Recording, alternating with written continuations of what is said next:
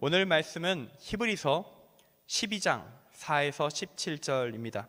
히브리서 12장 4절부터 17절까지의 말씀 교독하여 읽도록 하겠습니다. 4절부터 읽겠습니다. 너희가 죄와 싸우되 아직 피 흘리기까지는 대항하지 아니하고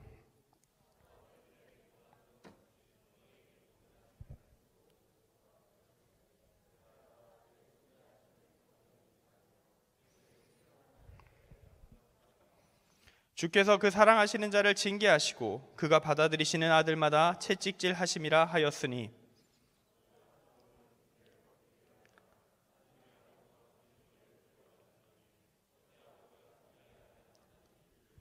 징계는 다 받는 것이거늘 너희에게 없으면 사생자요 친아들이 아니니라.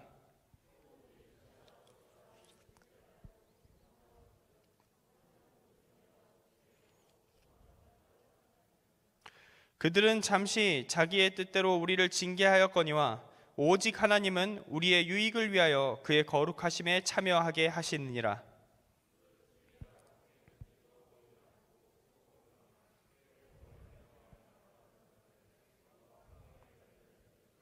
그러므로 피곤한 손과 연약한 무릎을 일으켜 세우고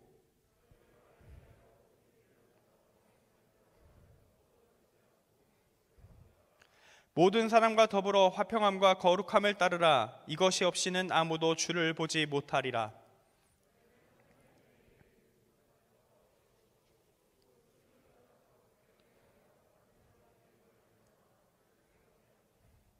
음행하는 자와 혹 한 그릇 음식을 위하여 장자의 명분을 판 에서와 같이 망령된 자가 없도록 살피라. 함께 읽습니다. 너희가 아는 바와 같이 그가 그 후에 축복을 이어받으려고 눈물을 흘리며 구하되 버림바가 되어 회개할 기회를 얻지 못하였느니라. 아멘. 오늘 말씀의 제목은 연단 거룩함에 이르는 길, 연단 거룩함에 이르는 길입니다. 수련회를 하루 앞둔 지금입니다. 내일 출발을 합니다. 이제 수련회 출발일인데 그 전날을 맞이한 주일, 어떤 말씀을 전해야 할까요? 바로 내일 또 말씀을 전할 텐데, 내일 연속으로 또 이틀 동안 저녁 집회가 또 있을 텐데 어떤 말씀을 전해야 할 것인가, 오늘 설교를 준비할 때 제 고민이었습니다. 그래서 저는 오늘 말씀을 이번 수련회를 준비하는, 또 가든 가지 않든 그리스도인으로서의 마음을 다지는 시간, 그러한 시간으로 오늘 설교를 준비하려고 합니다. 이번 수련회의 주제가 이렇게 적혀 있습니다. Refresh and Rebuild라고. 둘 다 동사예요. 리빌딩 하면 이제 명사가 되기 때문에 제가 둘 다 동사로 맞추려고 일부러 이렇게 적었습니다. 아마 리빌드가 좀 익숙하지 않을 수 있겠다 싶어서 다시 새롭게 할 것이고 또한 다시 세울 것이다, 다시 세우겠다는 이야기입니다.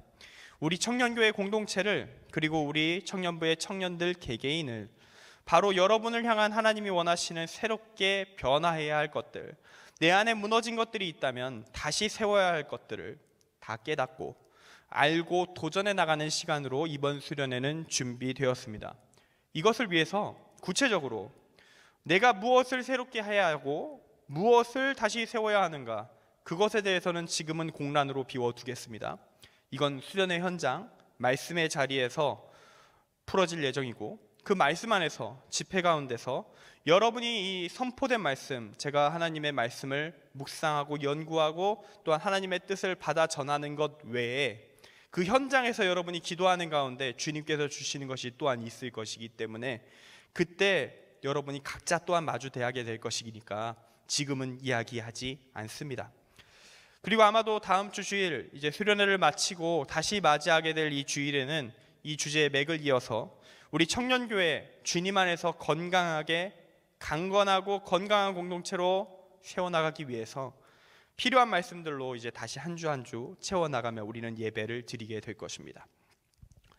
그리고 오늘 이 수련회 출발 전날, 오늘은 수련회를 앞둔 우리의 마음을 가장 많이 흔들어 왔던, 최근까지도 흔들어 놨던, 좀 풀린 것 같았는데 계속 다시 흔들고 있는 이 문제, 요동치게 하는 문제, 지금 시기 목회자로서 다뤄야 하나 다루고 싶지 않은 주제, 이 시대의 환란 코로나를 대하는 우리의 자세에 대해서 이야기하고자 합니다. 저는 이 코로나를 비롯한 이 질병의 문제는 물론이고 이 인생 속에서 닥쳐오는 이 거대한 환란의 문제들, 진짜 거대한 사회 시스템으로 밀려오는 것들까지 있죠. 그런 것들을 극복하는 방법, 믿음 안에서 바르게 극복하는 방법을 교회가 제시할 수 있어야 하고, 그걸 만약 제시하지 못한다면 한국교회, 세계교회의 명운이 거기서 갈릴 것이다 라는 생각을 하고 있습니다. 그리고 감사하게도 하나님은 이미 계획이 있으셔서요, 성경에 이 문제에 대한 답을 이미 제시하고 계십니다. 왜냐하면 이 신약 성경이 작성되는 이 초대교회 시절은 인간이 경험할 수 있는 정말 극한의 환란, 각종 죽음에 이를 수준의 고난은 물론이고 코로나의 파괴력보다 훨씬 더 강력했었던, 강력한 영향력을 보이고 수백만 명을 죽였던 질병의 문제들 마주대했던 시기이기 때문입니다. 그것을 하나님의 방식으로 바르게 극복함으로써 역으로 로마 제국 전역을 복음화할 수 있는 힘을 보여줬던 시기가 그때이기 때문입니다. 그런 시기라 그때 신약 성경이 기록되고 하나님이 이것을 성경이라 공인하시는 것이라 할 수 있죠. 오늘 말씀 가운데 이 환란을 대처하는 그리스도인의 자세, 그 환란을 연단의 과정으로 삼아서 주께서 원하시는, 예수님께서 걸어가신 그 거룩함의 길을 걸어갈 수 있는 참된 그리스도인으로 거듭나는 길을 확인할 수 있기를 바랍니다. 그리고 함께 걸어갈 수 있기를 결단할 수 있는 그러한 믿음의 사람들이 우리 모두가 될 수 있기를 간절히 소망합니다. 오늘 말씀, 이 히브리서 12장 4에서 17절 말씀을 듣던 성도들은요, 이 히브리서 말씀을 받는 당시 성도들은 그리스도인을 향해 밀려오고 있었던 그 로마 제국의 박해, 유대인들의 박해, 이 모든 박해 가운데 계속 지쳐가고 있는 상황이었습니다. 그들은 한때는 이겨냈습니다. 이 고난의 상황을 잘 이겨냈었습니다. 실제로 밀려왔던 각종 육체적, 정신적 고통 모두 견디고 신앙을 지켰습니다. 그런데 이렇게 고난 속에서 믿음 잘 지켰지만, 한때 지켰지만 지금 이들은 지쳤습니다. 이제 더는 못 견디겠다, 이런 상태에 온 것이죠. 오늘 4절 말씀은 이렇게 이야기합니다. 너희가 죄와 싸우되 아직 피 흘리기까지는 대항하지 아니하고. 이들은 여전히 죄와 싸우고는 있습니다. 정확히는요, 내 목에 칼이 들어오기 전까지만 딱 싸웁니다.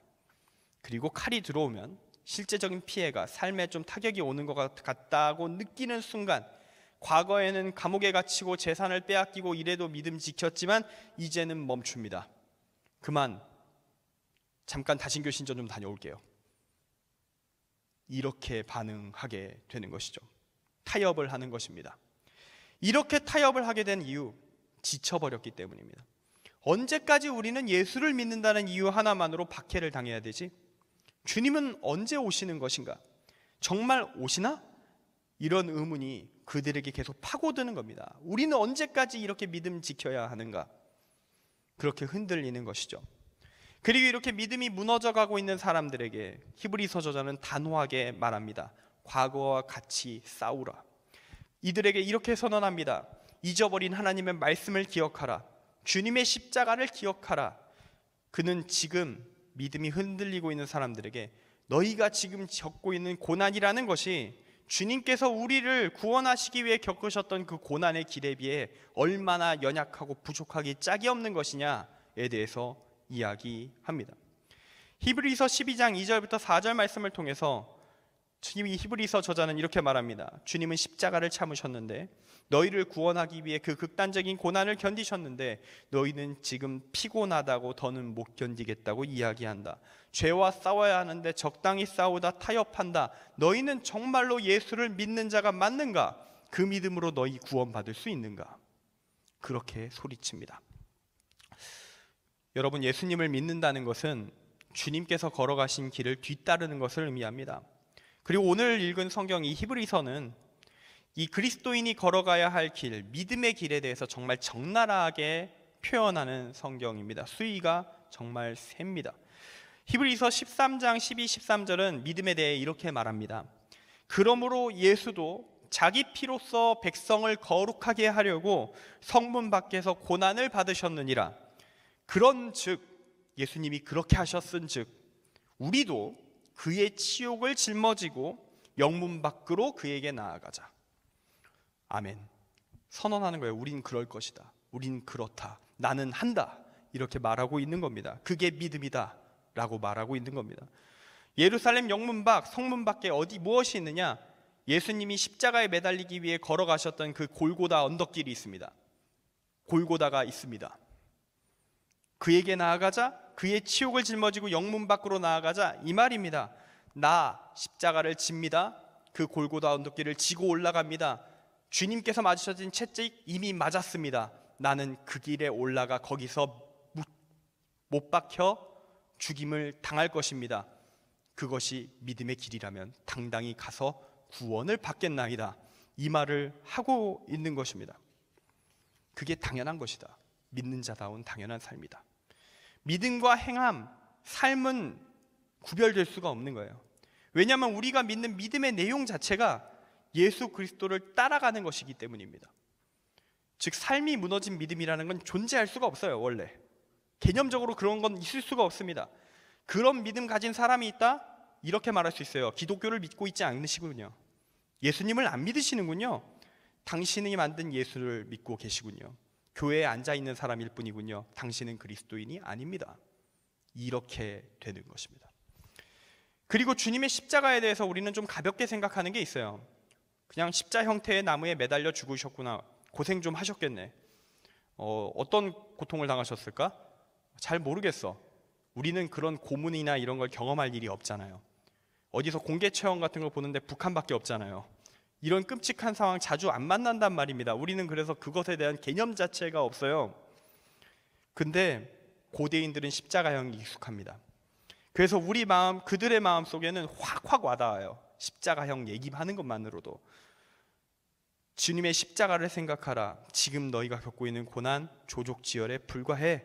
이 말 익숙해요. 왜냐? 옆에서 친구들이 이미 못 박혀 죽었거든요. 봤거든. 어떻게 괴로워했는지. 그러니까 알 수밖에 없었다는 겁니다. 과거에 나온 영화 예수님의 십자가 처형을 다룬 패션 오브 크라이스트, 많은 이들이 그 영화 잔혹하다고 평하면서 어떻게 이렇게 영화를 만들었느냐 화낸 사람들도 있었고요. 눈물 뚝뚝 흘리면서 보신 분들도 있습니다. 우리는 그걸 볼 때 어떤 생각을 해야 되냐면 이것보다 더 했을 것이다. 더하면 더했지 부족함이 없을 것이다. 그걸 외면하고 싶은 반응이 있었다는 것 자체가 슬픈 겁니다. 현대 그리스도인들의 믿음이 얼마나 십자가와 실제 십자가와 괴리된 믿음 갖고 있느냐, 사실상 가짜의 믿음을 갖고 있지 않느냐를 확언해주는 말과도 같기 때문에 그래요. 주님께서 십자가에 달리셨을 때 그분의 사인에 대해서 의사들은 분석합니다. 우렬성 심부전이 동반된 질식사. 결론적으로 숨 막혀 죽으셨다는 겁니다. 십자가에 매달리면요, 손과 발의 뼈가 못에 박혀서 고정됩니다. 손바닥, 발바닥, 신경이 밀집된 곳이에요. 손바닥, 못이 박힐 때 엄청난 고통이 밀려옵니다. 쇼크 사하는 죄수들도 있다고 전해집니다. 예수님은 그 전에 이미 전신이 피칠갑에 되는 어마어마한 고문을 당하셨고요. 일부러 나무가시가 살을 파고들고 몸을 찢어내도록 준비된 십자가, 지금처럼 우리가 깔끔하게 깎은 십자가 아니고 일부러 몸에 가시가 파고들도록 준비된 그런 십자가 메시고 가는 겁니다. 그 십자가에 못 박히셨고 6시간 동안 매달려 계셨습니다. 못이 박혀서 그렇게 매달려 있으면 상체는 중력 때문에 계속 기울어집니다. 몸이 앞으로 기울어지면 기울어질수록 그 뼈와 근육에 의해 폐는 압박당하게 되어 있습니다. 서서히 숨이 막혀듭니다. 이때 살려면요, 못이 박혀있는 손과 발에 힘을 주고 상체를 끌어올려야 됩니다. 그때마다 발과 손이 못에 의해 찢겨져 나가는 그 무지막지한 격통을 견뎌내야 되겠죠. 일부러 빨리 죽으려고요, 몸을 일부러 살짝 내려놓고 이렇게 한다? 일부러 몸에 힘을 빼고 축 늘어진다? 십자가형의 설계가 숨이 천천히 막혀드는 것이기 때문에요, 몸에 신락 같은 힘이라도 남아있잖아요. 그러면 생존 본능 때문에 의식을 잃기 전에 몸이 갑자기 헉 하면서 막 다시 어마어마한 고통과 함께 으억 하면서 다시 상체를 일으키게 됩니다. 힘이 남아있다면. 그리고 로마의 백부장은 이걸 보고 있는 거예요. 얼마나 기울어져 있나? 기울어져 있는 상태로 얼마나 있나? 30분 있었어? 야, 저 정도면 죽었겠는데? 이거 계산하는 사람들이에요. 그걸 위해 트레이닝 됐고 십자가형의 베테랑들은 그걸 항상 관찰하고 보고 있어요. 그래서 예수님 죽었다고 판정한 겁니다. 너무 오래 내려와 있었어요. 죽은 거 맞는 것 같아요. 이런 얘기를 성경에서 기록하고 있는 거죠. 고통의 무한순환, 정말 진이 빠질 때까지 괴로움에 몸부림치다 죽는 형벌, 이게 십자가형입니다. 이것이 바로 우리를 사랑하셔서 우리를 구원하시기 위해 주님이 겪으신 고통의 깊이입니다. 이걸 알고 있으면 신약 성경에서 주님이 지신 십자가를 언급할 때 무게감이 달라집니다. 아까 말했듯이 초대교회 성도들은 이걸 너무 잘 알고 있었어요. 옆에 친구가 얼마 전 매달렸거든요. 지금 히브리서 저자는 고난 속에서 신앙이 흔들리고 있는 사람들에게 이렇게 말합니다. 믿음이 무엇인지, 그 믿음의 길이 어떤 길인지 여러분은 알고 있지 않습니까? 그 길에 타협이 없다는 사실을 잊어버리고 계신 겁니까? 주님 걸어가신 그 길을 각자의 삶의 영역에서 서로에게 합당한 십자가 지고 걸어가는 자에게 천국이 주어진다는 그 주님의 말씀을 잊은 것입니까? 그렇게 히브리서 저자는 믿음의 본질을 언급하면서 흔들리는 자들 바로 세우려고 도전합니다.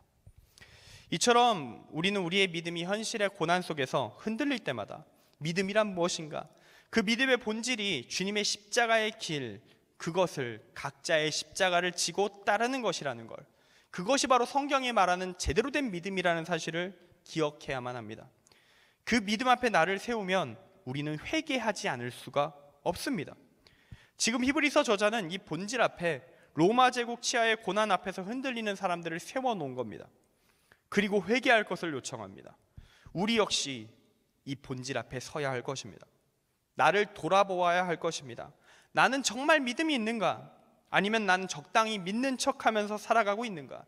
이 질문을 진지하게 대한다면 우리는 그때 흔들리는 나의 신앙을 바로잡을 수 있을 것입니다.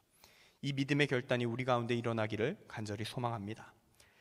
또한 히브리서 저자는 고난 가운데 참된 믿음이 세워질 수 있다는 것을 오늘 말씀을 통해 이야기합니다.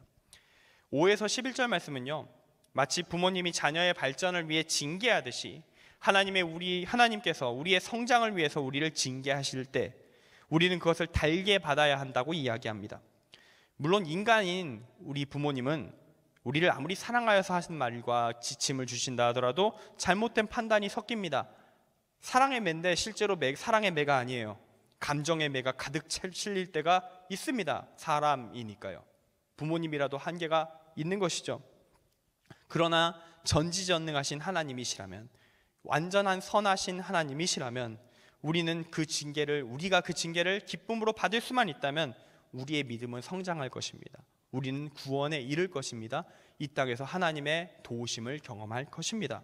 그 연단 속에서 우리는 하나님이 원하시는 거룩함에 가까워질 수 있을 겁니다. 그렇기 때문에 우리는 하나님의 이 뜻을 따르는 과정, 그 과정 속에서 일어나는 고난의 문제를 기쁨으로, 연단의 과정으로 이해하고 받아들일 수 있어야 합니다. 여기서 중요한 건 하나님의 뜻을 따르는 중에 발생하는 고난인 경우에만 연단이라는 표현을 쓸 수 있다는 겁니다. 예를 들어서 만약 우리가 죄를 짓고 있습니다. 근데 죄인 줄 몰라요. 그리고 그 죄를 계속 반복해서 짓습니다. 주님이 이웃을 사랑하라 하셨는데 이웃을 사랑하지 않고 저주하며 그들에게 폭력을 행사합니다. 그렇게 하나님께서 보시기에 악한 일을 하고 있을 때, 그때 우리에게 안 좋은 일들이 일어난다고 생각해 보세요.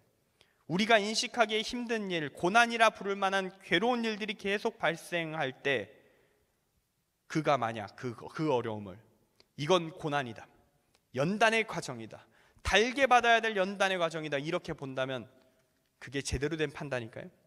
아닙니다. 그건 연단이 아니에요. 하나님의 징벌의 철퇴입니다. 정신을 차리라고 때리는 회개의 몽둥이가 그때의 형벌과 고난들인 것입니다. 그래서 오늘 말씀 15절부터 17절은 교회 내에서 발생할 수 있는 이런 오해에 대해서 이렇게 경고합니다.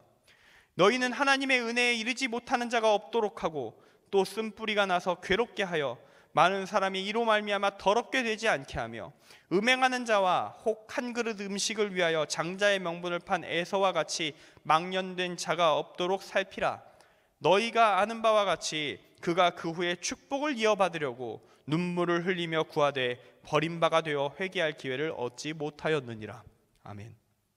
단련과 연단, 이 용어는 오직 지금 나아가는 길이 하나님의 뜻에 합당할 때에만, 올바를 때에만 사용될 수 있는 말인 것입니다. 이 사실을 우리는 명심해야 합니다. 그렇다면 이제 현실 상황 속에서, 실전에서 우리가 고난을 겪으면 우리는 어떻게 해야 되는가, 어떤 식의 반응의 과정을 밟아가야 되는가를 이야기해 보겠습니다. 일단 우리는 지금 고난이 딱 오면 내가 지금 살아가는 삶의 모습이, 나의 삶의 길이 올바른 길인가 하나님의 말씀 앞에 두고 점검해야 합니다. 그리고 그게 바른 길이라는 확신이 말씀 가운데 증명이 된다면 우리는 이제 그 고난을 연단이라고 느끼며 받아들이며 도전해야죠. 나아가야 합니다. 그런데 말씀 앞에서 점검했어요. 근데 내 죄가 드러나는 겁니다. 내 죄가 드러나고 나의 문제가 드러납니다. 그러면 이제 우리는 이렇게 받아들여야 됩니다. 고난을 통해 주님께서 내게 회개의 기회를 주셨구나. 주님 앞에 회개하고 내가 걸어가는 길을 수정하고 주님과 함께 바른 길로 되돌아가야 합니다. 그리고 지금 히브리서 저자는 주님의 뜻대로 끝까지 걸어갈 때에 발생할 것으로 예상되는 고난이 걱정되어서 한때 견뎠지만 이제는 더 이상 경험하고 싶지 않은 그 공포감, 그 순간을 피하기 위하여 타협의 방법을 찾아 헤매는 성도들을 향해 이렇게 외치고 있습니다. 하나님의 뜻을 붙잡고 나아갈 때 겪게 되는 각종 고난들, 징계, 그걸 또 처벌로 그 어떤 긍정적인 발전의 가능성 전혀 없고 고통만으로 끝날 것 같은 그 예상을 벗어 던지라. 공포의 상상을 뛰어넘으라. 제국이 너희에게 주입하려고 하는 그 공포에 지지 말라. 잠식당하지 말라. 하나님을 붙잡았을 때 바로 직결될 것으로 보이는 그 고난의 순간을 연단의 과정으로 여기라. 주님을 닮아가는 거룩함의 과정으로 여기라. 그러면 주님이 너희를 도우실 것이다. 너를 구원의 길로, 천국으로 이끌어 가실 것이다. 그때 고통 뒤에 그의 거룩하심에 참여하는 은혜와 의와 평강의 열매를 맺는 축복, 구원의 축복이 참된 믿음의 사람으로 성장하는 은혜, 하나님을 만나는 은혜 주께서 주신다. 이렇게 오늘 말씀은 선포합니다. 이 말씀은 그 시대 사람들을 향한 말씀만이 아닙니다. 지금 우리에게도 동일하게 적용되는 우리를 향한 말씀입니다. 우리가 삶의 고난 속에서 하나님의 뜻이 분명하게 보이고 그것을 붙들어야 할 때, 선택의 기로에 섰을 때, 연단의 순간을 마주할 때 우리가 회피하지 않을 수 있기를 소망합니다. 그 연단의 과정 가운데서 나의 신앙의 빛이 더욱 강렬해질 것을 믿으면서 도전할 수 있는 용기가 우리 가운데 일어날 수 있기를 간절히 기도합니다. 끝으로 오늘 말씀은 연단의 길, 거룩함에 이르는 길을 걷는 자들을 통해 이 세계가 구원의 길로 돌아오게 될 것이라 말합니다. 오늘 말씀 12, 13절은 하나님의 뜻을 붙잡고 살 때 겪게 되는 고난을 연단의 과정으로 받아들인 자가 어떤 변화를 겪는지에 대해서 얘기합니다. 이 변화가 쉬울 거란 얘기는 철저히 하지 않아요. 현실적입니다. 꽤 힘들 수도 있어. 이런 표현들이 담겨 있습니다. 이제 그는 피곤에 찌든 몸, 이전보다 약화된 몸, 후들거리는 몸을 다시 일으키고 비틀거리지 않으려고 온 힘을 다하며 곧은 길, 주님께서 걸어가신 그 십자가의 길을 밟아 나아갑니다. 그는 그 모든 과정 가운데 의연함을 잃지 않을 것입니다. 그리고 그렇게 걸어가는 그의 삶, 세상에 화평의 흔적을 남길 것입니다. 그는 성스럽다, 거룩하다, 존경할 만하다라는 평가를 받게 될 것입니다. 그의 삶의 모습 때문에 믿지 않던 사람들이 믿음의 길로 나아올 것입니다. 작정하고 믿음을 거부하는 사람이라 하더라도 그의 삶에 공격할 것을 찾지 못하여 그의 마음속에 쓴뿌리 갈등의 씨앗이 일어나지 않을 것입니다. 이것이 바로 환난을 만난 그리스도인들이 교회가 해내야 하는, 걸어가야 할 길입니다. 우리가 걸어가야 될 길입니다. 이 길을 걸어가면 하나님의 역사가 일어납니다. 그런데 이제 이 생각을 해봐야 돼요. 이 땅의 교회는 이 말씀을 실천하고 있습니까? 우리는 이 말씀을 실천하고 있습니까? 당장 우리 앞에 닥쳐온 이 코로나의 환난 가운데 우리는 어떻게 대응하였습니까? 대체 어떤 대응이 옳은 대응이었을까요? 우리는 이 문제에 대한 답을 당시 사람들에게 코로나보다 훨씬 더 압도적인 파괴력을 가지고 나타났던 전염병, 거기에 초대교회가 어떤 대처를 했느냐를 보면서 답을 찾을 수 있습니다. 2세기에 아직 기독교가 핍박받고 있던 시절에 로마 제국에 아마도 천연두 또는 홍역일 것이다 라고 학자들이 이야기하는 전염병, 기록상으로 안토니우스 역병이라 불리는 전염병이 돌았습니다. 500만 명이 죽었어요. 옛날에도 인구 꽤 많았어요. 인구가 왜 안 늘었는지 아십니까? 수시로 전염병이 확 사람들을 죽여내서요. 엄청나게 많은 사람들이 전염병으로 계속 죽어나가니까 로마 제국 인구의 500만이 죽었다니까, 그때 한 번에. 순식간에 대한민국 서울 인구의 절반이. 그러니까 고대의 인구가 안 는 거예요. 그렇게 애 많이 낳던 시절에 왜 인구가 안 늘었을까? 병마를 못 이겨서요. 그때 국가는 어떻게 했느냐? 제국은 어떻게 했느냐? 환자들을 방치했습니다. 세상 사람들은 병든 자들, 심지어 가족이라 할지라도 다 버려버렸어요. 다 버리고 도망갔어요. 그럼 그때 그리스도인들은 어떻게 했느냐? 완전히 다른 행보를 보입니다. 그들은 최선을 다해 아는 게 없지만 아는 데까지 그들을 살리겠다고 병자들 앞에 나섰습니다. 죽어가는 환자들 구원받아야 되지 않겠냐고 그들의 귀에 복음을 속삭였습니다. 그러다 감염될 텐데. 그러나 이들은 구원받는 게 더 중요하다. 나 감염돼도 괜찮아. 그렇게 나갔습니다. 그 병자들이 머무는 곳이 바로 교회 예배의 처소가 됩니다. 놀랍게도 이게 다 자발적으로 이루어졌다는 게 놀라워요. 교회 리더가 갑시다 이렇게 한 게 아니라 다 하다 보니까 여기 이 교회에서 오셨어요? 우리도 왔는데? 모두가 나와 있는 상황을 마주하며 모두가 병자들이 몰려있는 곳에 봉사를 나온 그리스도인들을 모두가 함께 마주하였다. 그게 그때 일어난 역사였습니다. 지금 우리 시대 기준으로 그런 일이 상상이나 되겠습니까? 무슨 2002년 월드컵 때예요? 그런 느낌으로 그리스도인들이 가득가득 병자들이 가득한 땅을 향해 나아갔다는 얘기입니다. 가득가득 메워가면서. 기독교인이라고 질병이 피해갔을까요? 아니죠. 많이 죽었습니다. 그러나 그들은 죽음을 두려워하지 않았고요. 그들이 할 수 있는 모든 노력을 다하며 병자들을 치료하기 위해 노력했습니다. 그 가운데 기적적으로 살아난 병자들도 있었고요.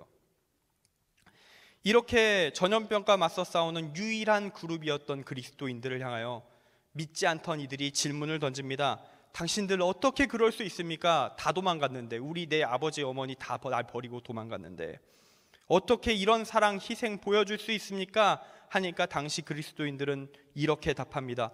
믿음 때문에. 내가 예수를 따르기 때문에.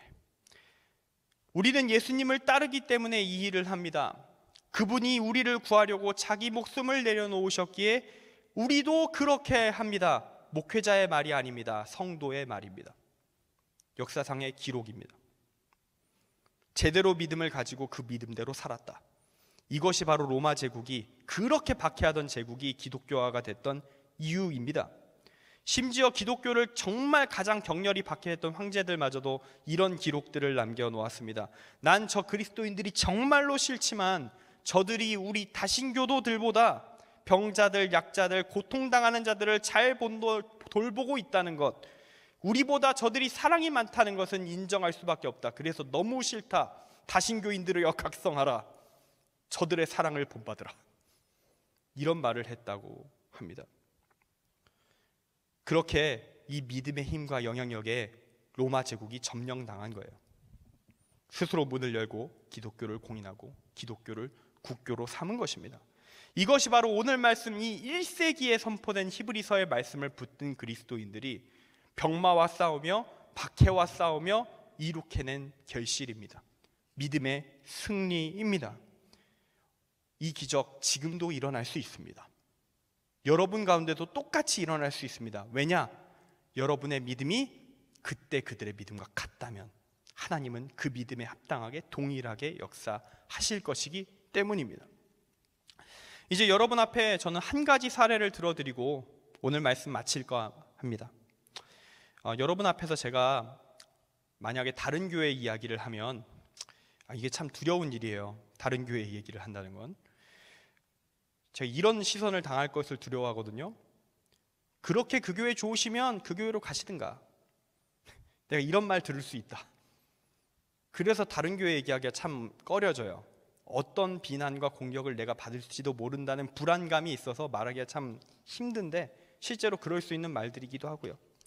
그러나 그럼에도 불구하고 마침 제가 아는 사례가 그것밖에 없어서 이 이야기를 함을 저를 정말 긍휼히 여기는 마음으로, 불쌍히 여기는 마음으로 자비를 베푸시며 들어주시기를 부탁드립니다. 코로나 가운데서 정말 모든 교회가 힘들었습니다.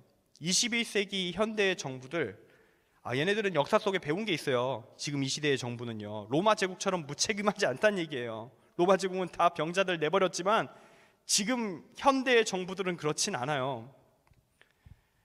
무리하게 그렇게 무책임하게 행동 안 하고 나름대로 대책을 가동하고요. 이게 교회보다 훨씬 빨랐고, 교회는 그로 인해 이제 그 교회 국가가 한 통제에 이제 제한들을 감당해야 하게 되죠. 이번 21세기에서는 반응이 달라진 겁니다. 로마 제국과 다른 형태의 상황을 맞이한 거죠. 상황이 역전됐습니다. 이때 코로나 맞이하면서 성도들도 당황했지만 목회자들도 정말 당황했어요. 이걸 어떻게 해야 되지? 정말 힘들었어요. 왜냐, 우린 이런 재난을 겪은 적이 없어. 우린 군부대가 아니라고. 비상대책해가지고 전시 작전계획 같은 거 안 만들어 놓고 있단 말입니다. 그래서 대비 전혀 안 하고 있었는데 꽝 맞은 거예요. 제가 아까 이야기된 로마 제국 역사 속에 놀라운 대응 있죠. 놀라운 기독교인들의 모습 있잖아요. 이와 관련된 책들이 코로나 이후부터 발간됩니다. 그 전까지는 이 관련된 지식은 어디 있었냐면요, 교회사 전공하신 박사님들의 지식에만 있었죠. 어디 책 뒤지다 보면 구석탱이 하나 박혀있는 그런 데서나 나오는 얘기들이 코로나를 맞으니까 발굴되는 거예요. 완전 전문적인 지식들이 이제 대중서적으로 쏟아져 나오기 시작합니다. 이게 무슨 짓입니까? 소 잃고 외양간 고친다. 이게 무엇인지를 대놓고 보여주는 사례가 이 케이스예요. 제가 그 얘기를 또 하고 있지만, 그렇게 여러 교회들이 그래도 변화에 적응해 나가기 시작합니다. 마스크 쓰고요, 거리두기 하고요, 발열 체크하고요, 출입다 명단 작성하고요, 관련된 장비 사고요, 정부 방침수속 예배 인원 제한 %, 정책 바뀔 때마다 계속 확인하고, 온라인 예배 준비하고, 이 모든 한계 속에서 최선으로 예배하려면 뭘 해야 되지? 도전했습니다. 과정은 쉽지 않았어요. 특히 우리가 있는 곳, 이 서울 경기권 수도권은 방역의 메카라서 정말 모든 일들이 다 벌어지는 최전선이기 때문에 뭐 좀 풀렸다 하면 통제가 반복되니까 사람의 의지가 이런 식으로 꺾여나가는 거구나, 이거를 체험하게 되었죠. 오늘 히브리서 말씀의 성도들이 왜 고난 속에 마음이 꺾여나갔는가, 그거가 똑같습니다. 그들도 계속 고난이 몇 년을 휩쓸고 가는 거야 하면서 하다가 믿음을 버려갔던 것이죠. 그 변화의 파동 가운데서 제가 2020년 12월 10일 이제 목사 안수 받고 다른 교회 가야 돼서 제가 전도사로 오랜 기간 머물렀던 한 교회 청년부의 목요일 집회 자리에서, 그때 좀 상황이 좀 풀린 상황이 있어서 예배를 드릴 수 있었어요. 그래서 목요일 집회 자리에서 교회를 떠나기 전에 마지막으로 설교할 수 있는 기회를 우연히 지금 정말 받아서 감사히 주셔서 설교를 하게 되었습니다. 그때 제가 말씀을 전할 때 이런 얘기를 꺼냈어요. 내가 3년 넘게 머문 이 청년부의 동력은 사역이었다. 하나님의 일을 하는 가운데 동력을 얻는 곳이 이곳이었습니다. 그런데 지금 코로나로 인해 다 끊어졌습니다. 여러분의 자랑, 은혜의 통로라 했던 교육선교, 전국 수십 곳의 청년부 전체가 예배 인원의 속회 인원의 80~90%가 그렇게 앞으로 나아가서 팀 만들어서 여름 성경학교 지원했던 그 사역 이제 못하게 되었습니다. 2020년에 지방 품고 기도회는 했지만 현장 방문 못했잖아요. 현장에서 여름 성경학교 못했잖아요. 그럼 내년 2021년엔 가능할까요? 백신 나온다니까 될까요? 안 됐죠. 2022년 될까요? 확신할 수 있습니까? 그건 역시 모릅니다. 그럼 주력 병기가 다 봉쇄된 지금 양팔이 다 묶였는데 여러분 이제 뭘 할 겁니까? 제가 그들에게 이렇게 말했어요. 단 하나를 하십시오. 기반을 닦으십시오. 이 극한의 상황, 요동치는 현실의 터전 속에서도, 제한된 환경 속에서도 할 수 있는 최선의 예배를 드리고, 온라인 예배를 드릴 수밖에 없으면 그거라도 제대로 드리고, 공동체 속해 할 수 있는 한계선 풀어지는 데까지 온님다에 모이고, 한계선 병동될 때마다 모든 순간 그 한계치까지 끌어올리면서 기도와 말씀 안에서 지금은 추진력을 모으는 시간이다. 주님 안에서 추진력을 모으십시오. 정말 모든 상황 속에서 예배를 드릴 수 있을 정도로 여러분이 연단이 된다면, 때가 왔을 때, 할 수 있는 때가 허락되면 주님이 길을 열어주실 겁니다. 수년간 제한되었던 하나님이 꼭 붙들고 모아두었던 은혜 폭발하게 되는 걸 볼 겁니다. 그러니 여러분, 마음을 지키십시오. 잠언 4장 18절부터 27절 말씀, 그것을 내 마음에 지키라. 이것이 그때의 설교 본문과 제목이었습니다. 그리고 감사하게도 그들은 그때 제가 전했던 말씀과 동일하게 행동했던 것 같습니다. 청년부의 목회자들, 청년 리더들, 방역 지침 나오면 정말 그걸 세치까지 분석을 다 하면서 어디까지 오프라인 가능하지? 어디까지 온라인인가? 전력을 다해 할 수 있는 한계 속에서 할 수 있는 건 모조리 다 하면서 최선을 다해 줌으로 모이든 뭘 하든 해서 온님다에 모였습니다. 그렇게 2022년이 되었네요. 그들은 코로나 전 2019년에 했던 것처럼 3년 만에 교육선교를 떠났습니다. 2022년 7월 21일부터 8월 10일까지 4주 동안 전국 12곳에 나아가서 선교를 했어요. 현재 청년부 예배인원의 80-90%에 달하는 250명의 청년이 1000명이 넘는 아이들에게 나가서 교육 선교를 했습니다. 코로나 전과 거의 동일한 수준, 동일한 모습으로. 저와 아직 연결되어 있는 그 청년들의 인스타가 있습니다. 저 눈팅밖에 안 하는데 은혜의 고백이 넘쳐나고 있어요. 폭발적입니다. 그리고 어제 확인해 보니까 이번 주일 주보에 붙어 있더라고요. 돌아오는 토요일, 이번 토요일 선교하고 고생한 청년들을 위한 회복의 축제로 청년부 1일 수련회를 또 엽니다. 그리고 9월과 10월 세 곳의 선교지로 해외 선교가 예정되어 있습니다. 팀 구성 몇 개월 전부터 끝났고 준비 다 했고 비행기 티켓 다 끊었고 이제 곧 간다 라고 적혀 있는 겁니다. 탈법이 아닙니다. 국가에 대한 도전도 아닙니다. 국가의 현재 지금 국가의 법은 해외 나가는 거 통제하지 않습니다. 통제될 땐 안 나갔어요. 그리고 지금 허용되는 시점이니까 가겠다 한 겁니다. 코로나의 재확산 국면에서도 결정했을 뿐이에요. 그들은 결정했습니다. 코로나의 문제 제가 책임질 테니 나가겠습니다. 제가 이 설교 준비하면서 머릿속에 떠도는 문구가 있었습니다. 어떻게 찾아보니까 전 몰랐어요. 이게 드라마 도깨비의 명대사더라고요. 날이 너와 함께한 시간 모두 눈부셨다. 날이 좋아서, 날이 좋지 않아서, 날이 적당해서 모든 날이 좋았다. 그리고 무슨 일이 벌어져도 내 잘못이 아니다. 날이 좋든 좋지 않든 적당하든 난 주님과 함께하는 모든 날이 좋습니다. 난 그 길을 갈 것입니다. 그리고 그 길을 걷는 중에 어떤 환란이 와도 그건 하나님의 잘못이 아닙니다. 교회의 잘못도 아닙니다. 난 다만 하나님을 사랑했을 뿐이니 그 결과도 함께 가져가겠습니다. 이 결단이 없으면요, 코로나가 재확산되는 국면에서 어떤 교회가 어떤 행동을 합니까? 아무것도 할 수 없어요. 정말 아무것도 할 수 없을 겁니다. 믿음이 없이는, 사랑이 없이는 절대로 하나님을 기쁘시게 할 수 없습니다. 앞서 말한 그 다른 교회 소식 들으면서요, 저는 오목천교회 청년교회 수련회를 계속 준비해 나갔습니다. 여러분, 제 공동체는 그곳이 아닙니다. 우리 오목천교회 청년교회입니다. 계속 기도가 나오더라고요. 얘기를 들으면서 주님, 우리도 할 수 있습니다. 우리 청년들 믿음도 전혀 부족함이 없습니다. 양쪽을 다 봤어요. 다 부족함이 없어요. 제가 보증할 수 있습니다. 주님, 우리에게도 은혜를 좀 주십시오. 그들에게도 은혜 주셨고 질병으로부터 보호해 주셨는데 그 은혜 우리에게도 주십시오. 사주를 지켜주시면서 은혜 부어주셨다는데 우리 고작 3일이지 않습니까? 제발 좀 지켜주십시오. 은혜를 모아서 부어주십시오. 우리를 위한 하나님의 계획을 기대합니다. 우리에게 하나님의 뜻 아래서 새로워지는 은혜와 강건한 공동체, 은혜의 공동체, 기쁨으로 자랑할 수 있는 친구를 기쁘게 데려올 수 있는 공동체 세울 수 있게 해주십시오.